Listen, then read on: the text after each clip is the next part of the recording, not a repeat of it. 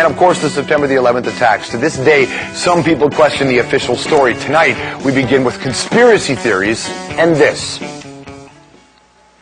This is new video of the September 11th attacks. One thing right there. U.S. Defense Department officially released it yesterday. It shows an American Airlines jet. At the moment, it crashed into the Pentagon.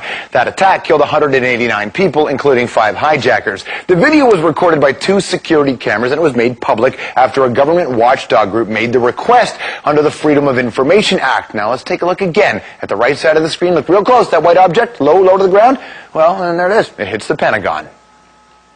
Now, since 9/11, there have been a whole bunch of conspiracy theories kicking around about the Pentagon, and that's saying that a plane didn't hit it at all. That, in fact, it was a cruise missile that hit it, and part of the reasoning in the releasing of this video was to quash all that, except, you've been sitting around the water cooler. We like water cooler at work. We all watched the tape, and it wasn't clear. It wasn't that clear at all. But again, it is a conspiracy theory. So for the people who buy into that sort of thing, the video just raises more questions. So if you want to talk conspiracy and you want to talk about September the 11th, well, the one guy you go to is Dylan Avery. Dylan made a documentary called Loose Change, and it just suggests that the U.S. government covered up what really went down on 9/11, and he's with us right now. How are you, man? Pretty good, man. Thanks for having me on. All right, so no problem. You saw the footage. What do you make of it? Man, I think it's bogus. I mean, the fact that Fox News got straight onto TV and they were like, oh, we've got these 2 new tapes which are going to dispel the conspiracy theories. They spend an hour and a half building it up, making it seem like it's this brand new footage. And I mean, they show one tape which has already been shown in March 2002. They showed about maybe, first in March 2002 they showed like 5 frames, and then now they're showing, the complete version of that video. The second unreleased, never before seen video was a video from that surveillance booth. So basically you had 2 different camera angles from the same position, and they both don't show a 757. I mean, you can zoom in as much as you want.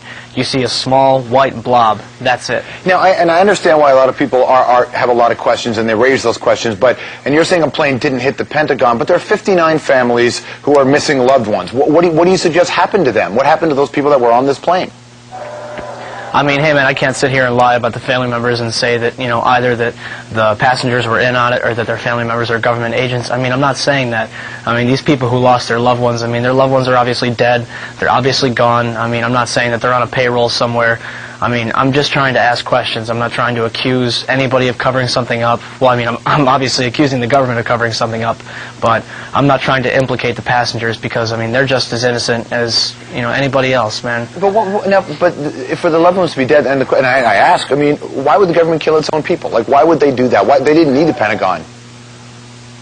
Yeah, well, actually, I mean, they kind of did need the Pentagon. I mean, granted, the Twin Towers being hit and the World Trade Center, falling to the ground, I mean, that in itself was traumatic. But, I mean, the second the Pentagon was hit, I mean, that was clear that it was, A, a terrorist attack, and B, a military attack, and it had serious significance to it. I mean, 9/11 wouldn't have been nearly as powerful if the Pentagon wasn't hit.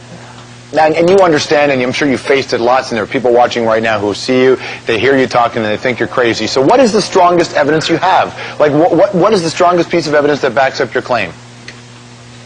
Man, the strongest piece of evidence I would probably have to say would be the collapse of World Trade Center Building 7. And the fact that I just said that, and there were probably a bunch of people out there that went, huh, Building 7? I mean, I myself didn't know about it. World Trade Center Building 7, this was a 47-story office building 300 feet away from the North Tower. At 5:20 p.m. on September 11th, this building fell straight down into its own footprint in 6 seconds, which, if you do the math, is basically an absolute free fall. I mean, this building wasn't hit by a plane, wasn't hit by a substantial amount of debris, and yet at 5:20 p.m. it falls straight down into its own footprint. You watch the video, I mean, there's 5 or 6 videos available. I mean, this was a controlled demolition. I mean, there's no way of avoiding it. The simple fact is, how could Al-Qaeda or anybody else have rigged Building 7 for, a controlled demolition, which is a process that takes months, if not, well, definitely months of planning. Now, Loose Change started out, or this idea started out as a fictional piece of work for you, which turned into a doc. So I got to ask you, how much of the fictional part actually made it into the doc? Because as an artist, that over time, it's hard to make those clear lines. Yeah, man. I didn't want to believe this evidence. I mean, again, it was supposed to be fictional. This wasn't supposed to be true. The government wasn't supposed to be responsible for the murder of 3,000 people. But, I mean, you do the research and you start to look into 9/11 and you just look into the events. I mean, there's timelines which break September 11th down to the minute. And I mean, you realize so many different people on so many different levels dropped the ball. I mean, it's uncanny for anybody to walk away from this and still say, yeah, our government's innocent. You know, they had no idea. Well, you could make the argument very clearly that they were unprepared because they never thought this kind of thing would ever happen, and when it's this significant, they would drop the ball. Well, that's not necessarily true. I mean, on the morning of September 11th, they were holding up to 15 war games, which basically simulated exactly what happened on September 11th. I mean, they were simulating hijacked jetliners crashing into the Pentagon and the World Trade Center. They were drilling that 15 different versions that morning. And again, they've had drills before that. They had drills in 1999. They had drills in October 2000, which drilled a 757 hitting into the Pentagon. I mean, the government definitely knew these attacks were coming at the very least. Well, you know, man, it's certainly a conversation that people love to have, and appreciate your time, man. Dylan, have a good night.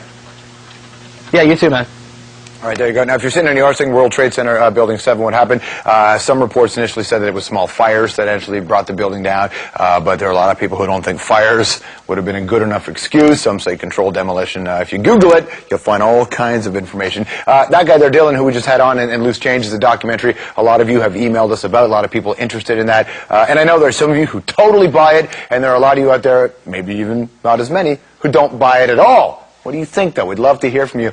Here's how you can reach us, and it's pretty simple, my friends. Send us an email to thehour@cbc.ca, thehour@cbc.ca, or check out our website, which is cbc.ca/thehour, and we're going to be updating it this summer. We're actually making a lot of changes to it as well real soon, so stay tuned, as it'll have a whole new look, cbc.ca/thehour. Okay, now